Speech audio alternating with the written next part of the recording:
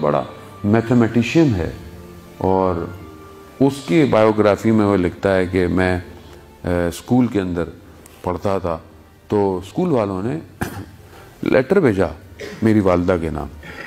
میری والدہ نے پوچھا ماں کیا لکھا ہے؟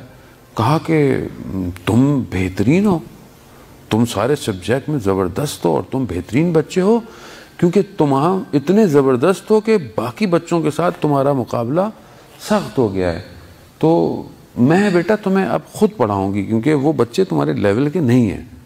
اور استاد نے کہا کہ ہمیں مشکل ہوتی ہے اس کے لیول کے ساتھ.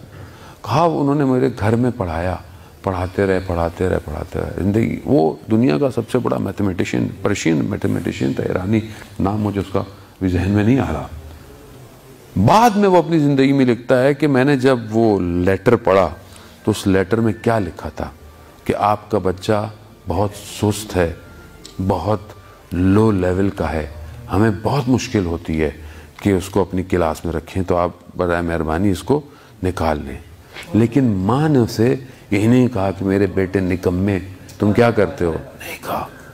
اس کی تربیت نے، اس کے الفاظ نے اسے دنیا کا سب سے بڑا میتھمیٹیشین بنا دیا. یہ ہمارے اوپر ہے کہ ہم اپنے بچے کو کیا کانفیڈنس لیول دیتے ہیں. خوب ہو گیا، کوئی بات نہیں بیٹا، یہ چیزیں کوئی میٹر نہیں رکھتی ہیں.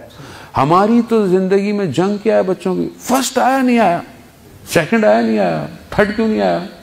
آپ یہ دیکھیں آپ کے بچے کے اندر کوالٹیز کتنی ہیں. مینجمنٹ کوالٹی ہے، ڈیسیجن میکر ہے، مشکلات کو ہینڈل کر سکتا ہے. آپ یہ بچہ چاہیے. آپ ان کو نمبروں سے رٹانے والا بچہ بنائیں گے، معاشرے کو کیا دے گا؟ یہ کیا سولوشن دے گا؟ یہ کیا اسٹریٹجیز دے گا معاشرے کو؟ نہیں دے گا.